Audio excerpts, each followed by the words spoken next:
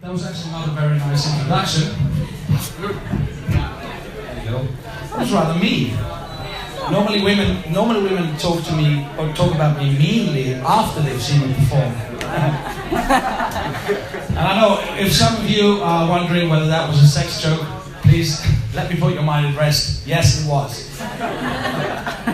There's a lot more where that came from. So if I do a couple of sex jokes now, please don't be offended. Please don't be disappointed if they're short. See, we're getting the hang of it. Now, there's a reason why I like to do sex jokes when I do stand-up comedy, because to me, doing stand-up comedy and having sex is quite closely linked. There's a lot of similarities to me. You know, particularly every time I do stand-up, it takes me right back to my first time having sex. You know. It's just, for instance, I'm, very nervous as I have to go on, and then I try, to breathe and not to perspire too much, not to get thrown off by all that laughter. As I desperately try not to look too directly into the camera. All the while really worrying about the time limit. Like, do I have a routine that's adequate, or am I going to finish early? And because it's a very daunting task having to please a room full of total strangers, and I didn't want to mess it up. Not after all that practice I put in at home.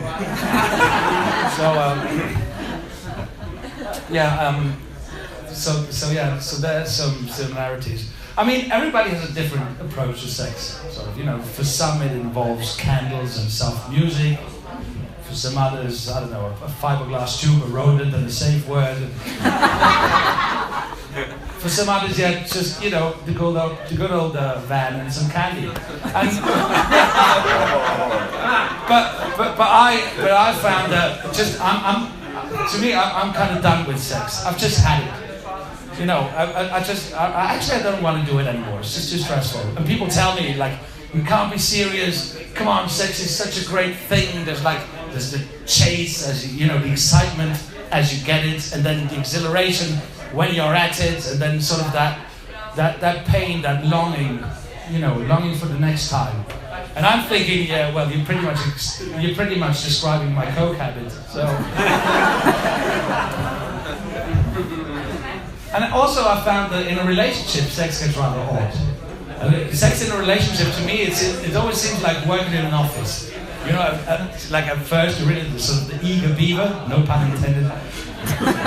No, like you're really eager, as you learn the ropes and find out, where everything's at and who's in charge and, all that stuff. Yeah, that stuff. And then it gradually develops into a routine. Sort of, you find yourself drifting off a lot in your head as you do it, until eventually you just go, fuck it. If you want something done properly, you've got to do it yourself. Thank you. And that may be a reason why I never do well in relationships. Well, not just that. There's other things. There's like all that change. For instance, I live in a small apartment, and it's a great apartment. I really like it. I've spent many happy years in there, and I really don't need anything changed. So the last thing I can use is somebody waltzing in, with that IKEA look. My flat is just fine the way it is. I love my curtains.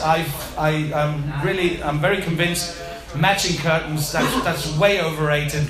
And I like my black furniture. I really like that. I really think it's kind of stylish. And I mean, in my defense, it wasn't black when I bought it. So. And they're always saying, "No, there's that cat in your backyard." And I said, "Well, that's Snickers. Who's he bothering? He's been dead for weeks." So really like that. And also, a relationship tends to me, always tended to turn sort of very pleasurable activities into a nightmare. Like this one girl once, she really persuaded me to a DVD evening. She and I thought, all right, I'll go along with it on the one condition that I can pick the genre. Because, you know, I don't want to see Julia Roberts eat, pray, and love, and I don't need to watch Thelma and Louise to know that pissed off women make shitty drivers. So I said, no, let's go with a Western theme, you know. And she duly went out, brought back a DVD, a cowboy movie, as she said, and I thought, great, fucking great. The name of that movie was Brokeback Mountain. And at the time it was very new, and I didn't know it. So, and I thought, Brokeback Mountain, that sounds right. I bet Chuck Norris is in it, you know. Brokeback Mountain, fucking. Well, in case any of you were wondering, Chuck Norris is not in it. It does, however, feature 2 cowboys, sure enough. Just that they don't spend that much time riding their horses rather than, well, one another. It's this movie that told me that it's not always cool when somebody shoots from the hip, you know. You know, you get the idea. So after that, I thought, never again. Never again. I was forced to watch the whole thing, and I thought, never again, as I sat there with a look of horror on my face and a huge erection in my pants. Thank you very much.